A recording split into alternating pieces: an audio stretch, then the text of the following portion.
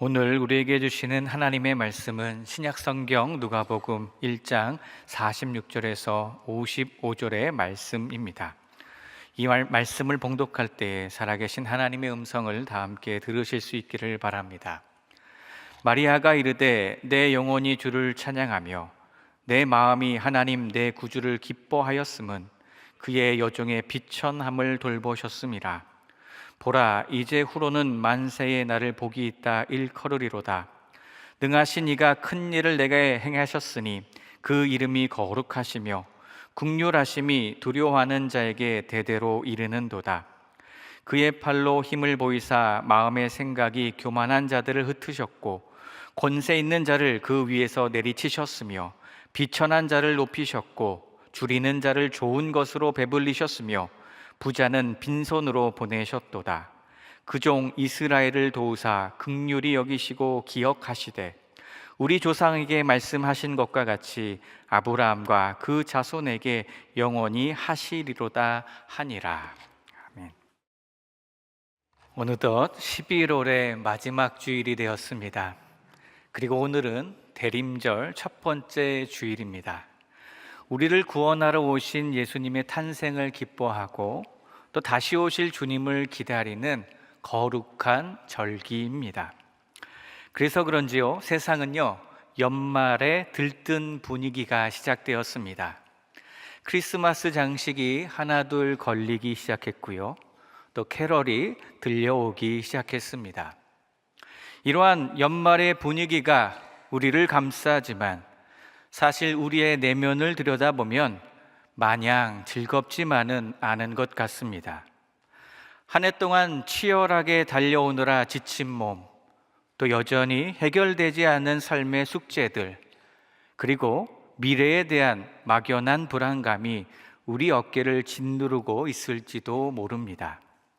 특히 오늘 예배에 나오신 여러분 중에는 세상에서의 고단한 싸움을 마치고 갈급한 심령으로 혹은 지푸라기라도 잡는 심장으로 이 자리에 앉아 계신 분들도 계실 것입니다. 우리는요, 오늘 본문의 말씀 누가복음 1장에 마리아의 찬가를 폈습니다. 18세기까지 이 노래는 교회 역사상 가장 많이 애용되고 사랑받았던 찬양 중에 하나였다고 합니다. 그러나 이상하리만큼 한국교회에서는 이 본문이요, 그렇게 깊이 있게 다루어지지 않았다고 합니다. 억눌림과 또 고난의 일제강점기에도, 또 전쟁의 상처 속에서도, 또 그리고 가난을 딛고 일어서던 그 격동의 시기에도, 또 이 노래는 그저 성탄절의 낭만적인 배경음악 정도로만 취급받곤 했다라고 합니다. 그래서 이 노래를 시골 소녀 마리아가 부른 서정적이고 아름다운 노래, 또 마음을 편안하게 해주는 자장가 정도로만 생각했습니다. 하지만 오늘 우리는 이 노래의 진짜 얼굴을 마주해야 합니다. 이것은 한 시골 소녀의 낭만적인 콧노래가 아닙니다.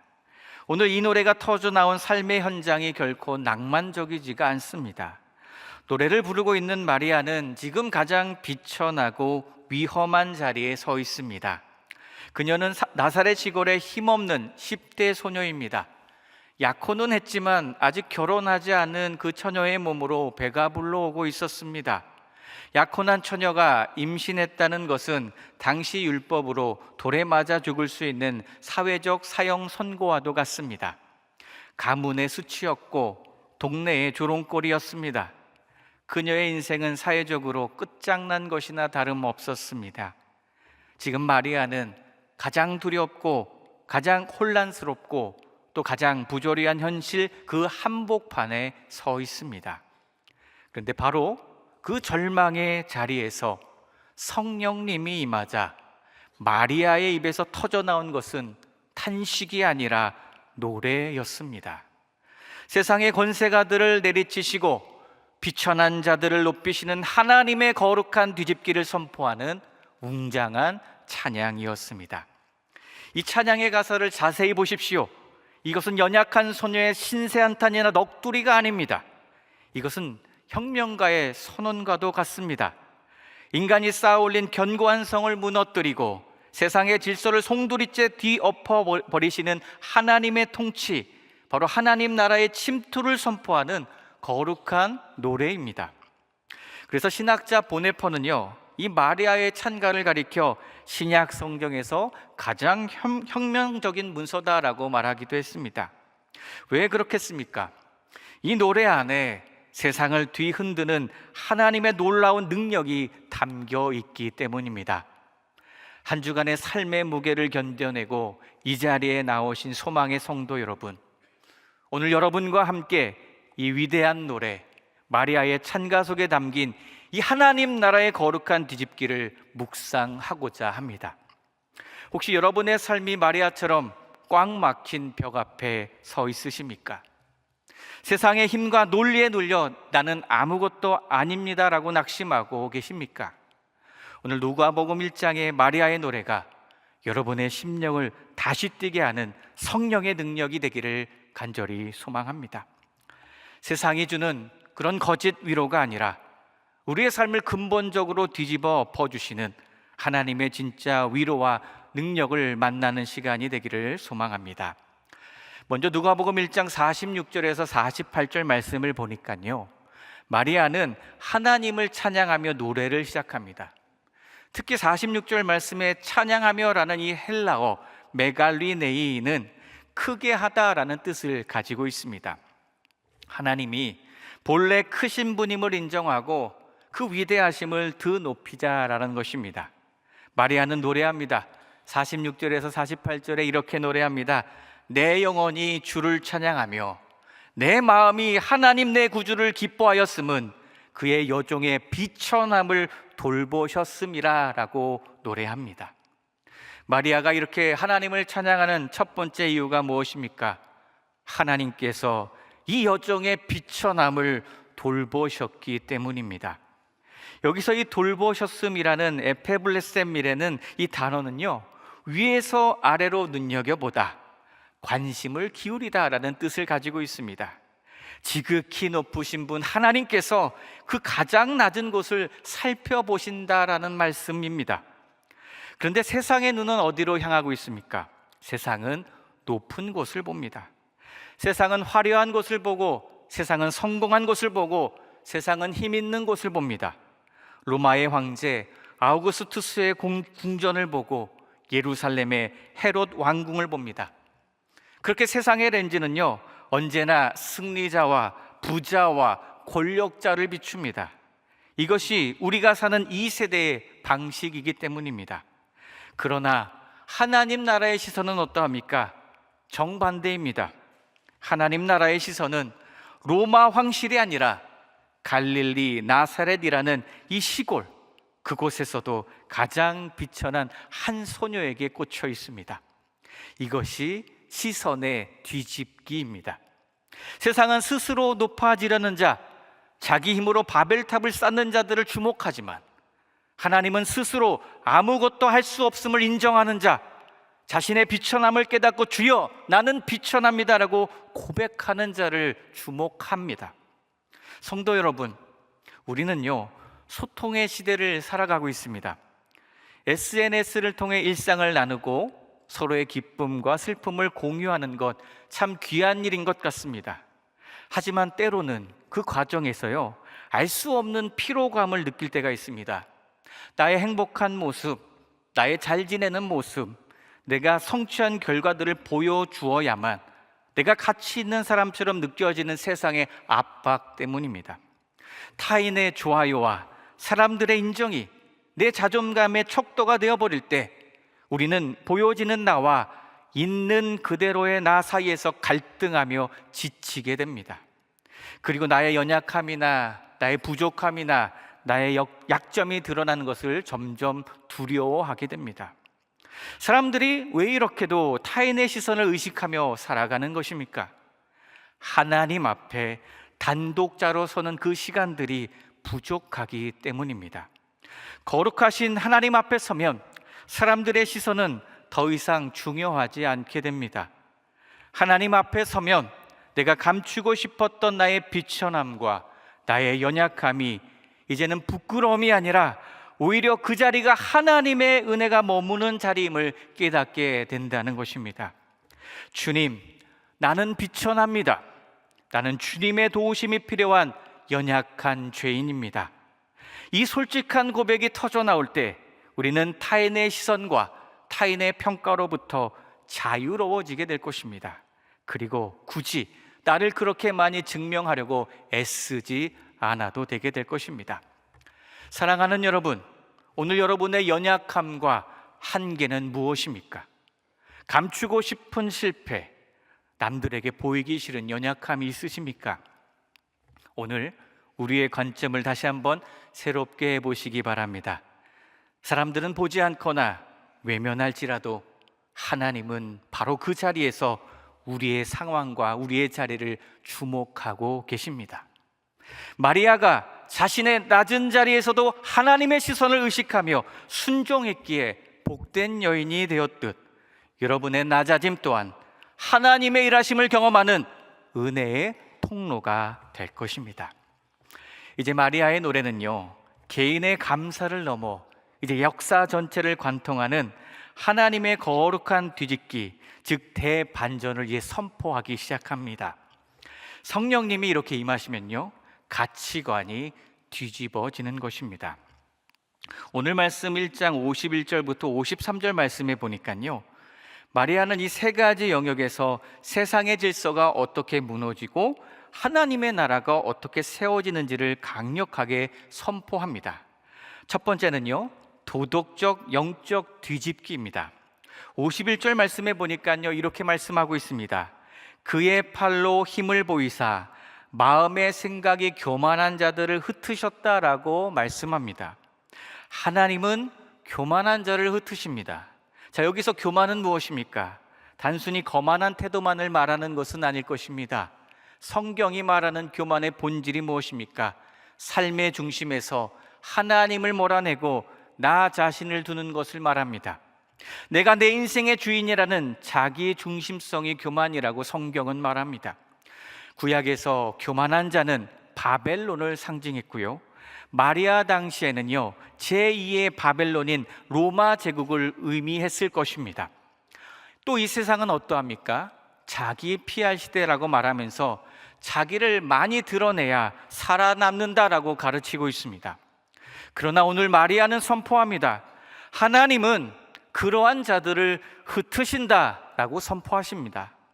하나님 없이 스스로 높아지려는 모든 시도를 하나님은 가차없이 무너뜨리신다라고 말입니다. 반면 하나님은요, 스스로 낮추는 자를 높이시는 하나님이십니다. 세계적인 한센병 전문의였던 폴 브랜드 박사의 어머니가 계십니다. 그 어머니는 바로 에블린 브랜드 선교사입니다. 에블린 선교사는요, 그가 소속된 선교단체의 선교사 정년이 67세였다고 합니다. 이제 정년이 된 에블린 선교사님이 67세에 은퇴를 하게 되셨고 영국으로 돌아가셨지만 편안한 노후를 거부하고 다시 인도의 가장 험한 산악지대로 돌아왔다라고 말합니다. 다 늙은 몸으로 지팡이 하나에 의지해 산을 넘고 강을 건너며 한센병 환자들을 돌보셨다라고 말합니다. 주변의 사람들이 그 선교사님에게 이제 그만 쉬시라라고 말렸을 때에도 우리 에블린 선교사님은 오히려 나에게 산을 하나 더 주십시오라고 외치면서 인도의 험악한 산악지대를 누비며 복음을 전하셨다라고 말합니다. 그리고 하나님의 때가 되어 95세의 나이로 세상을 떠날 때 에블린 선교사님이 가진 것은 아무것도 없는 그저 가난한 할머니이셨다라고 말합니다. 그러나 그녀의 장례식에는 수많은 산악 주민들이 몰려 나왔고 이렇게 말했다고 합니다. 우리의 왕비가 떠났다라고 말하며 통곡했다고 말합니다. 이것이 하나님 나라의 법칙입니다. 자기를 위해 성을 쌓는 자는 흩어지지만 하나님을 위해 자신을 달아 없어지게 하는 자는 하나님이 높이신다는 것입니다. 그래서 하나님 나라는 이런 자들의 것이다 라고 주님 말씀해 주셨습니다. 자, 둘째는요, 정치적 권력의 뒤집기입니다. 오늘 누가복음 1장 51절 말씀을 보니까요, 권세 있는 자를 그 위에서 내리치셨으며 비천한 자를 높이셨다라고 말씀합니다.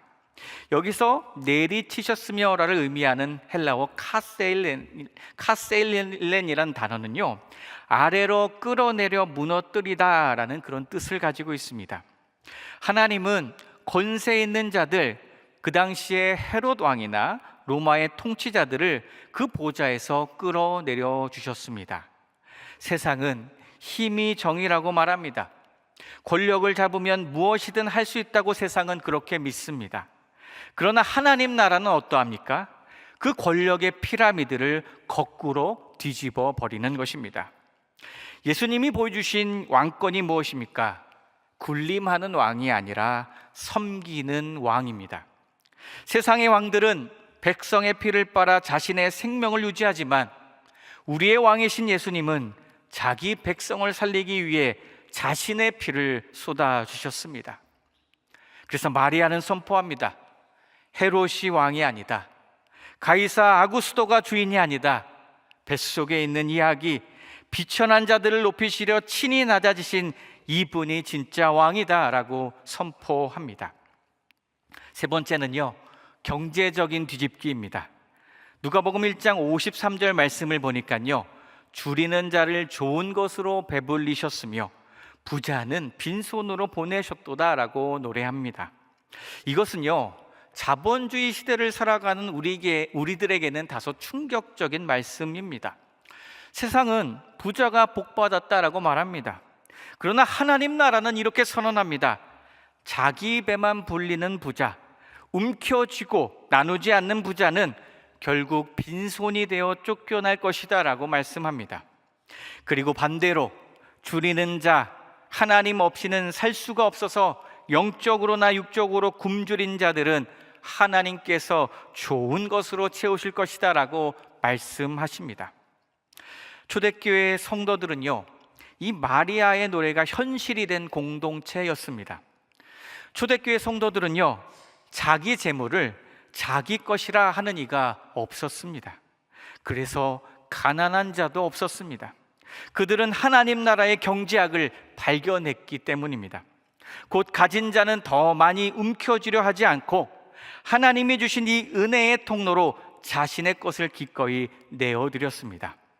또 부족한 자는 어땠습니까? 부족한 자는 부끄러움 없이 서로의 필요를 채우는 이 사랑의 질서를 경험하였습니다. 이 경제학의 중심은 어디에 있었던 것입니까? 경쟁이 아니라 나눔이었고요, 불안이 아니라 신뢰였고요, 개인의 이익이 아니라 공동체의 생명에 있었습니다. 그래서 초대교회는 계산으로는 설명되지 않고 현실의 논리로는 이해되지 않는 이 하나님의 나라가 실제로 움직이는 방식을 그렇게 따라 잘 살아낼 수 있었습니다. 이 땅의 재물은 내 것이 아니라 하나님께서 내게 맡기신 것이며 이것을 흘려보낼 때에 진정한 풍요가 임한다는 것을 깨달았던 것입니다.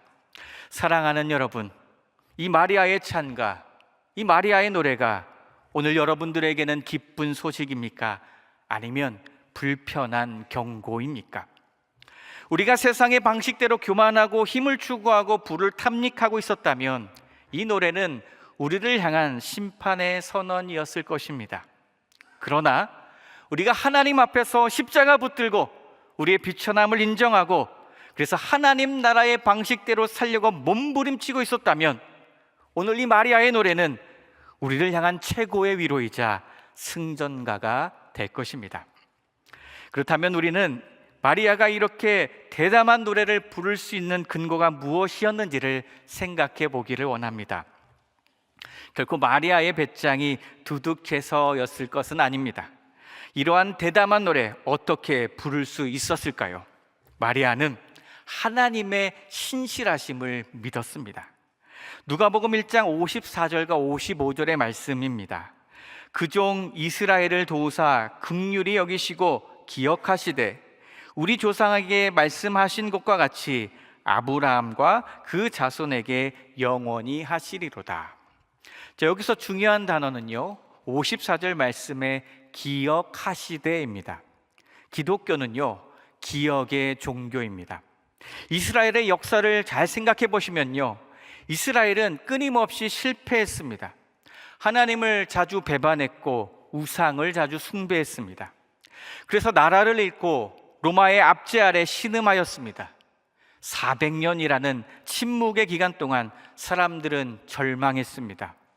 하나님이 우리를 잊으셨다라고 말입니다. 그러나 마리아는 노래합니다. 아닙니다. 하나님은 기억하고 계십니다. 이라고 노래했습니다. 아브라함에게 하신 약속, 다윗에게 하신 약속, 그 약속과 언약을 하나님은 단 한순간도 잊지 않으셨다라고 노래합니다. 그래서 하나님의 침묵은 결코 망각이 아닙니다. 하나님의 침묵은 가장 위대한 반전을 준비하는 시간이었습니다. 하나님 나라의 이 위대한 뒤집기를 위한 시간이었다라는 것입니다. 우리는요, 눈앞의 현실만 보고 하나님을 판단할 때가 있습니다. 우리의 인생이 꼬이고 우리의 인생의 앞이 보이지 않을 때 하나님이 무능하다고 생각할 때도 있었습니다. 하지만 여러분 기억하십시오. 하나님은 약속을, 하나님은 언약을 잊지 않고 계십니다. 하나님은 하나님께서 하신 그 약속을 기억하고 계십니다. 우리가 심지어 나는 고아입니다라고 울부짖을 때조차 하나님은요, 우리를 향한 구원의 계획을 신실하게 진행하고 계십니다. 2차 세계대전 당시에 나치 정권에 저항하다가 감옥에 갇혔던 디트리 보네퍼 목사님께서요, 한 편의 시를 지으신 일이 있었습니다. 감옥 속에서 보네퍼 목사님은요, 때로는 무기력했고 때로는 두려움에 떨고 있었습니다. 그러나 감옥 밖의 사람들은 그 보네퍼 목사님을 영웅이라 불렀습니다. 그러나 감옥 안에 보네퍼 목사님은 한없이 연약한 인간에 불과했습니다. 그 괴리감 속에서 보네퍼 목사님은 나는 누구인가 라는 시를 썼습니다.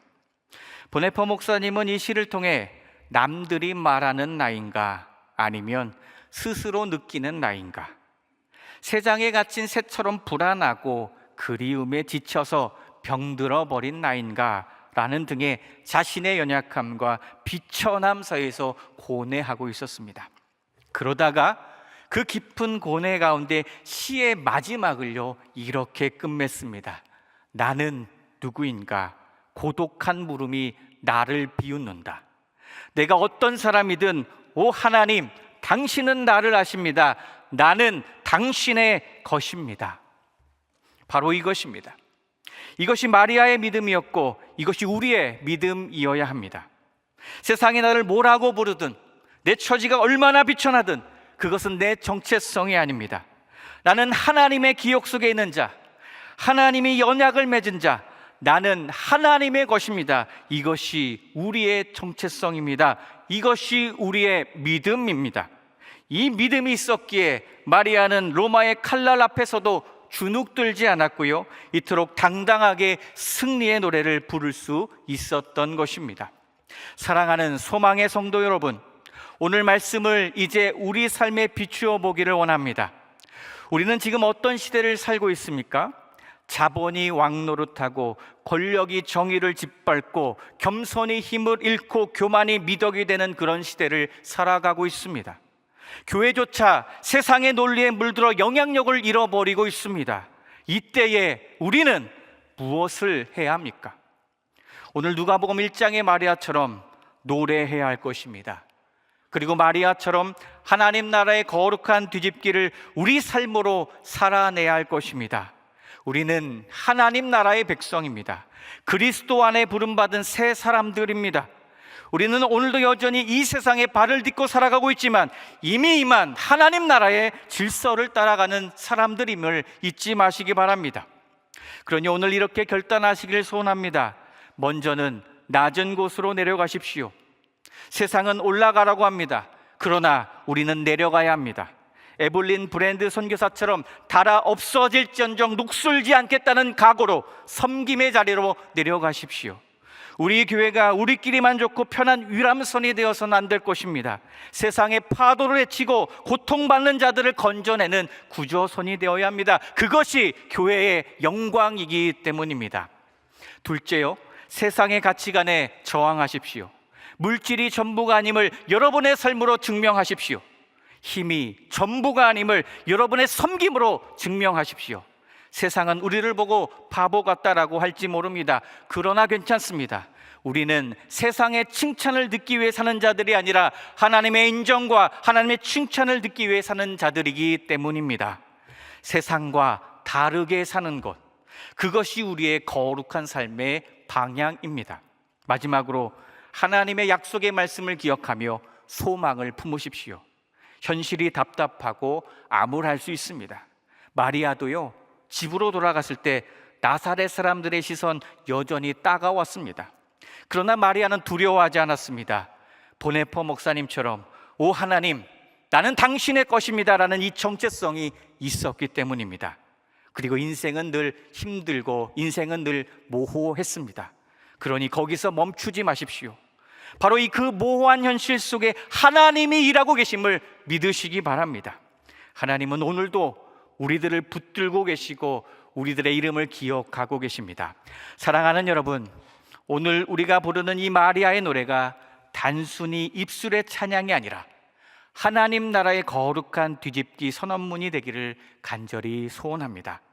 우리의 비천함을 통해 위대함을 드러내실 하나님, 교만한 자를 흩으시고 겸손한 자를 높이실 하나님, 굶주린 우리 영혼을 예수 그리스도로 채우실 하나님, 그 하나님을 신뢰합시다.